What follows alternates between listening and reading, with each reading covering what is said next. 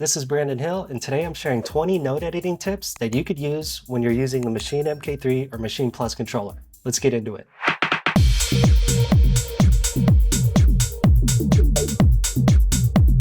Note editing refers to editing these MIDI notes within a pattern or a clip. My goal with these tips is to teach you things or actions that you could use so you could create and edit within the Maschine controller and you could rely less on the software and your mouse. Oftentimes with note editing, you don't even need to use the controller or the mouse. So by learning these tips, you could start to do all of your editing in here. And before we start, if you want to see more tutorials on Maschine like this, be sure to subscribe. Okay, let's get started. So throughout this tutorial, we will view these MIDI notes by using this events button here.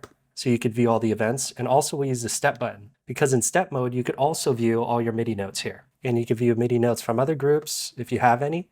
Okay, so I'm going to rattle off these tips. The first tip is that you can and should use this 4D encoder to navigate up, down, left, and right. So when you're working within this pattern here, right now I'm on sound slot 1, and in my controller, if I zoom in here, you could see this light highlight on sound slot 1, and then in the software you could see it here too. First, to navigate these notes, you could go left and right like this. To go to a different sound slot, you could press this 4D encoder up and down. So you can start to navigate pretty quickly. So if I go here, I could make an edit to that, and if I want to jump to another, just do that. So it becomes really fast when you start to use this 4D encoder. The second tip is to use the zooming in and out feature with these knobs right here, 5, 6, and 7. So if you give them a tap, you could see their functions and what they do. So you could zoom in and out, and what is shown here is what this white box represents. So if you want to focus on that first bar, you could do that. To go left and right, you could use knob 6. Navigate your pattern, use this 4D encoder. You can start to select these notes. And this knob here just zooms in vertical. So you can see the top 8 and bottom 8. I don't really use that much, but these you'll use a lot. So there we have some navigation. With tip number 3, you're going to use these 4 options right here to actually make your note edits. So let me zoom into 2 bars here. And then I want to select, let's work on this kick. So if I select this kick right here, I could use this knob to edit the position of this kick. So I can move that there. Maybe I want to move this one here or something like that. This is where you could edit the pitch. So if I was on a melodic element, for example, if I had a bass line, I could use this pitch to change it up and down. I won't do it on this kick right here. But if you had a melodic element, you use the pitch. If you want to change the velocity of your kicks, maybe you want to create a ghost kick. If you have this be a ghost kick right here and you want to take that velocity down, you could see that change here and in the software. Let me bring that back. And then lastly, a helpful one when you're note editing, also helpful for melodic elements. So imagine I have a melodic element here. So if I just bring up, let me just bring up a piano.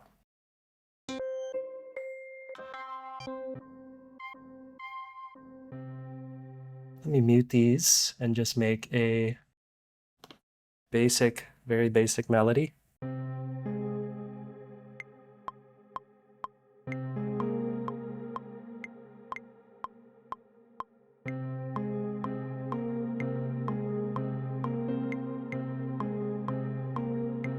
Okay, so I have this going here. Now if I want to go to note editing, so now I could go like this, and let's say I want to change the length of this. So I could change that. Maybe I want to lengthen that out. I could delete this, change that length. And then we could go back to changing the pitch of this maybe. If you know your piano and you know what scale you're in, you could make those adjustments here. I'll do that. Change the velocity on this one. So that's just to show you that you can use these 4 things to edit your MIDI and your melodic MIDI as well. Tip number 4 is that whenever you're making adjustments, you can make finer adjustments by holding Shift and then turning each of these knobs. So right now, if I look at this note here and you see how I'm moving it like that, it's kind of snapping to the grid. If I hold Shift and I turn this, it's going to move in much finer increments. So if you want to put things off the grid or you want to make very fine adjustments, you could do that. Same with length. So right now the length is increasing like that. If I hold Shift and do it, you could increase the length in a much finer way. So you could get very precise. And this becomes important when you start to create more advanced melodies and you try to introduce some offbeat notes here. So it's not exactly on the grid. Tip number 5 is that you could quickly adjust the length of a MIDI note by pressing the 4D encoder in and turning it left and right like that. So rather than selecting and going like this, if you want to be quicker, you could just select the note, go like that, select this note, go like that. So it could save you some time there. Let's mute this and unmute that. Let's go back to this. Okay, so I've shown you how to go left and right like this here. You could also use these arrows. Just to give you another option, if you like to use the arrows a little more, the arrows are sometimes easier to use if you have 1/16, for example, and I'm coming down here, and sometimes you can move this too far left and right, so you find yourself like going over and then you go back one. But if you go like this, you could pick the exact one really quickly. So it's a minor tip, but I'm sharing all these minor things that could help improve your workflow. Some of them may not make a huge difference, but they're just the smaller things that make life easier in Maschine. So that's what I'm trying to share with you. Another thing you'll notice when you're making these adjustments, so if I go length like this, it's increasing the length based on the step grid here, which is 1/16. So tip number 7 is to change the step grid in order to make smaller or larger increment changes. So you could do this by clicking this here and changing, or you could hit Shift Follow, Step, and now you could choose here. So if I choose 1 bar, that adjusts it there, you could see. So I'm doing the same thing. So if I go 1/32, I go back to Events, and I start changing the length like this. You'll see the adjustments it makes there. Now, if I change this to 1 bar, you can see that these adjustments are made in much larger increments. And same with position. You start to hop around much greater increments. So if you find yourself not being able to move, you just want to move this a little bit over, change the step grid. And that will adjust how you're able to edit your notes here. If you don't want to snap to the grid and you just want to move this freely, in the mouse in the software, you would turn off this hashtag or # here, and you'd be able to move this freely. So now you can see that it's not snapping to the grid, right? So if you want to do that within the controller, what you can do, and what tip number 8 is to hold this position knob and press Shift, and you can now move this MIDI note freely on the grid. So this is how it is normally, snapping to the grid here. If I hold Shift, I can now move it wherever I want, so it doesn't need to snap to the grid. Okay, so right now we have our play marker here, and if I press play, it's going to play from this spot, as you know. Tip number 9 is that you could use Shift and turn the 4D encoder left to right to move your play marker, or scroll with your play marker. So if I'm coming back here, let's imagine I'm here, I'm making a note edit over here. Let's say I'm editing a note here, and I want to change the pitch of this. Now I want to see what the sound of that sounds like, so I can solo 4, and my play marker is now in front of that note that I edited. So if I press play here, I don't get to hear it. If I press Shift here and go back, I could hear what that change is right there. And let's say I don't want to have it sound like that. I want to change the pitch, scroll, go back, make the change again. So this is a very simple example right here, but if you're working on a lot of note edits in a particular area, being able to scroll back and forth like this, rather than just hitting restart. Because right now, I'm editing right here, so hitting restart wouldn't be that bad. But if I'm editing a note way over here, and I hit restart, it's going to have to play all the way through before I could hear that edit. So being able to go like this within the controller becomes really useful when you're note editing. So we go back here and change this back to C3, and let's see what that sounds like. Okay. Number 10 is to use Shift Erase in the 4D encoder to erase notes. So let's say I'm using another tip, I'm scrolling right here, and I want to take out all these open hi-hats right here for this last bar in the loop. I want to make sure that I'm on the open hi-hat, which means I want to make sure this gray highlight is on the open hi-hat. So I'm over here, right? Shift Erase. If I turn the 4D encoder, you see how it erases? And if I want to come down here now, let me use Shift to go back. And if I want to delete these right here, Shift Erase, and it becomes real quick to do that. So let me take that back. So Shift Erase 4D encoder. That's how you could quickly start to erase at a particular point in the pattern. Let's say that you just want to delete all the open hi-hats for this pattern. Let's imagine you've doubled this pattern to make a variation. You want to delete all the open hi-hats. Tip number 11 is press the Events button, select. Now you have some options here. All these lit up pads are sound slots that have MIDI data here. So you can see 10 through 14, I don't have anything there. 10 through 14, you don't see anything. So it shows you where do you have MIDI data. And I want to delete everything off of number 4, open hi-hat. So with select selected, I could hit this. Now all those notes are selected, I could hit Shift Clear. So let me do that again. Imagine you're here and you want to delete the tambourines on number 8. While you're in events mode, hit select, hit 8, shift clear. Now you've cleared that out. And you can do it with multiple as well. If you want to delete all this, do that. And then if you have things that are selected and you don't want to delete it, just tap them to deselect them. And tip number 12 is to use these options right here to select all, none, or to move up and down. Right now, I may have this selected. Rather than hitting all of these, if I don't want to have any of them selected, I could just hit none. So if you have things selected and you don't want it, hit none. If you want to select everything for some reason, hit all. Now you could edit all of that. And then the up and down, it'll do the same thing as going like this. So you could just go like this. And then you could do things, make edits, move down, and so forth. Tip number 13, while you're in events mode and you have select, is to use these start and end points right here. So what this is asking is, Maschine is going to select MIDI notes from within this range. So within bar 5, the start point is here. So right now I have this selected. The end point I can adjust. So if I want to select all the way to the right, you could see how this is selecting notes here and selecting there. And then for the start, I could go left like that. So if I hit none and I just want to select some of these notes right here. So I could come right here, do that, clear if I want to. Let's come down and work on some things right here. Just those 3, shift clear, okay?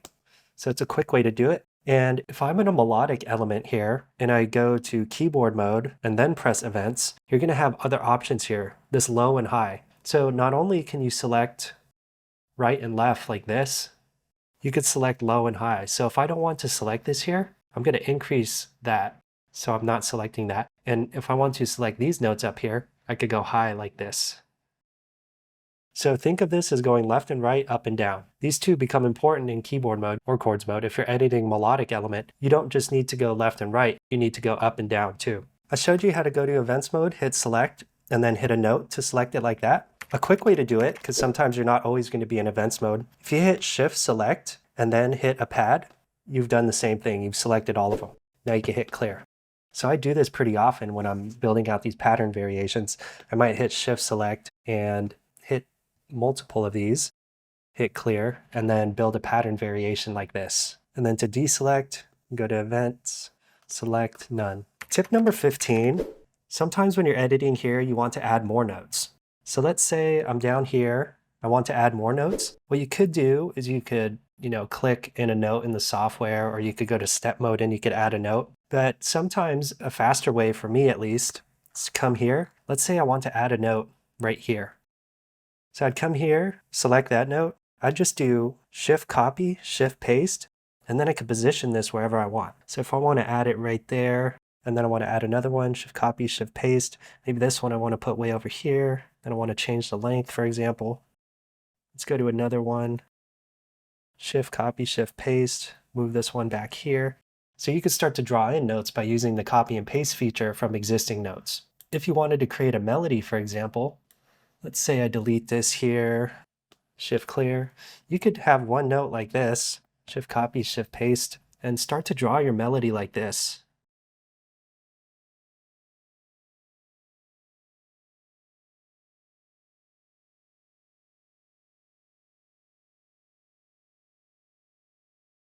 I don't know if I'm in key right now, I'm just kind of showing you an example. And sometimes this might not always be the best way, and it may be slower, but it's a way to stay within the controller, and it can be fun to do it this way, to challenge yourself. Let's say you have this for the first 2 bars. You could use some of the other tips we talked about and select everything so far. Do shift copy, shift paste. Now you've duplicated all those notes right there, and you could start to move the whole thing. So if I move this pattern length to 4 bars, I have all these notes selected, and I can move them to position them where I want. Select none. Tip number 16 is to use shift and nudge left and right to nudge these MIDI notes left and right. So you could go left, right like that. You could do this as an alternative to doing this right here. So if you want to shift,